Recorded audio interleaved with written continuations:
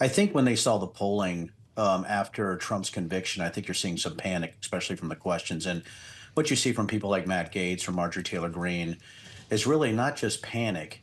It's just throwing out as much, it's almost like throwing out as much opaque disinformation or just asking questions, which is what they always say, in order to get talking points for their own fundraising to make sure that they keep President Trump happy at Mar-a-Lago, and it really has nothing to do with facts. The issue is a lot of the American public can't discern between facts and fiction when you actually have leaders, oh, the free world, congressional representatives putting that kind of stuff out. But I think what you're seeing really is panic questioning and panic screaming going on from a lot of the far right, especially those close to Trump and Mar-a-Lago.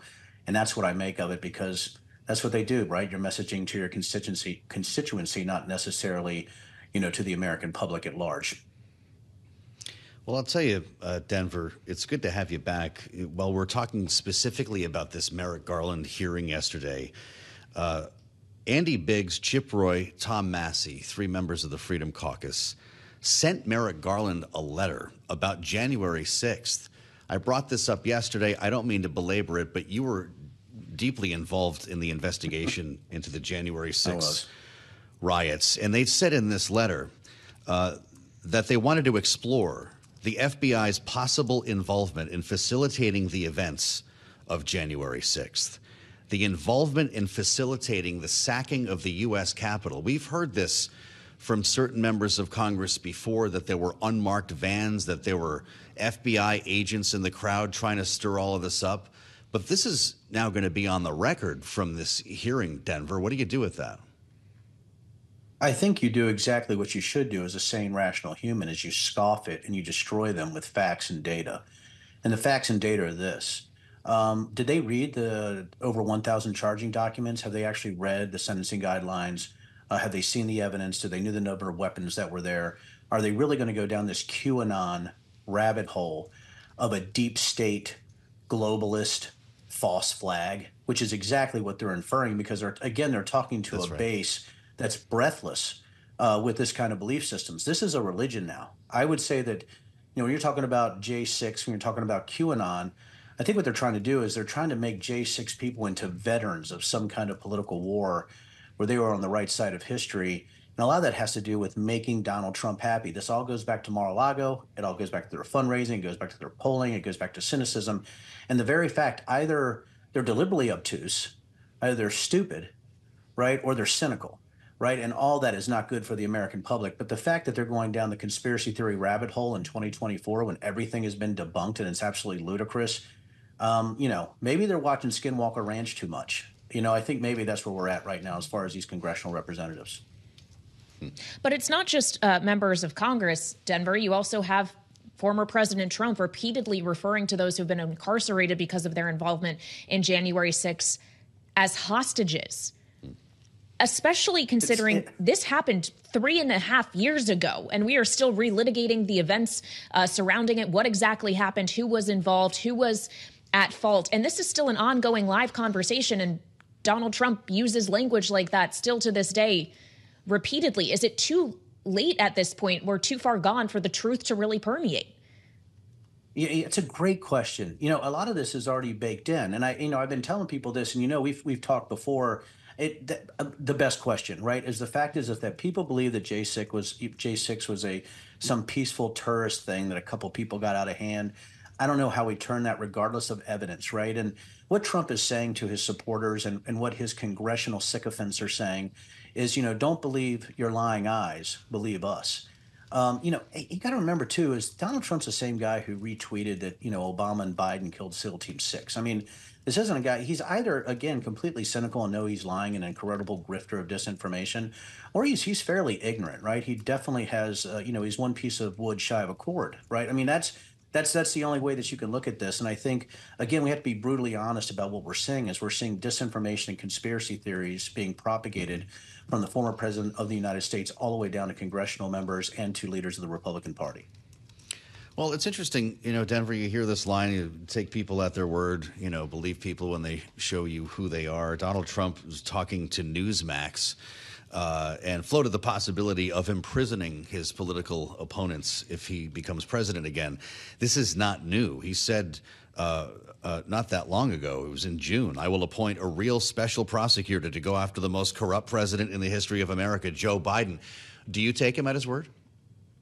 Yes. I mean, he likes to do what he says. A lot of it's ridiculous and it's half baked.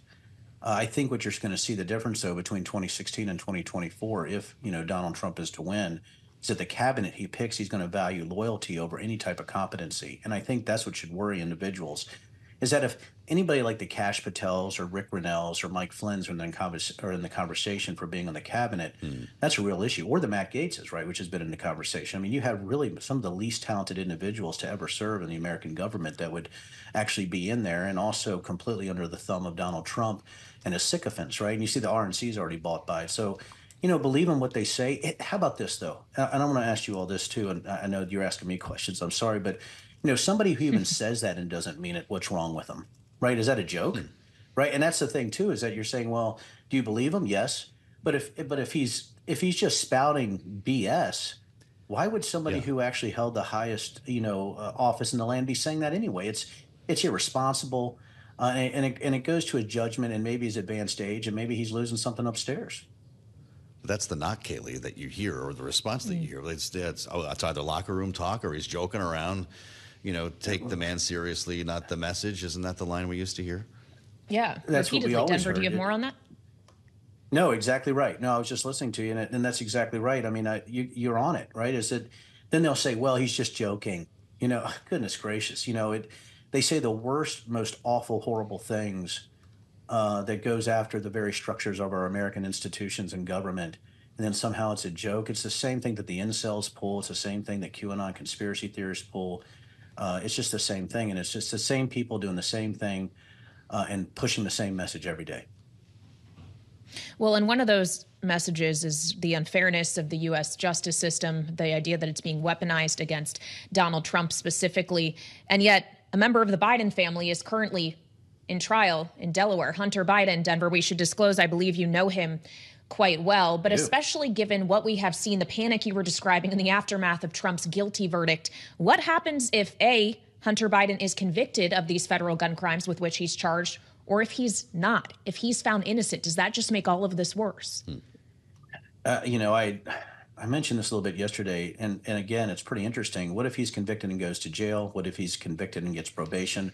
What if he's convicted and gets community service? What if he's convicted and gets counseling? What if he's not convicted? All these things, I think, have different levels of response.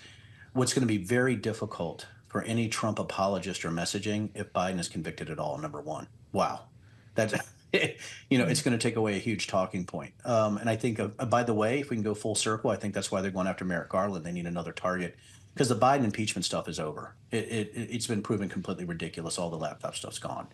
Right. So now what you have right now is that they're trying to actually latch on to something. But if Hunter is actually convicted of this gun charge, and you have to let law and order take its course, right? And President Joe Biden said that too. If he's convicted of this and gets probation and it's pretty dire, I think it's going to be very difficult for any of the MAGA types to actually go after it. If he gets jail time, which would be very unfortunate based on his addiction and this gun charge, that would be something.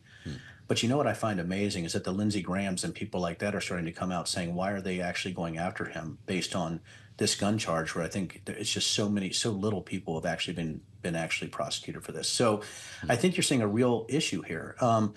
Hunter could be found guilty. If he gets probation or jail time, I think it's going to be very difficult for the Trump acolytes to actually play what's going on with Trump in a good way. But if he's innocent, I think then you're going to see conspiracy theory screaming happening at the top of everybody's lungs. I mean, hair on fire ridiculousness.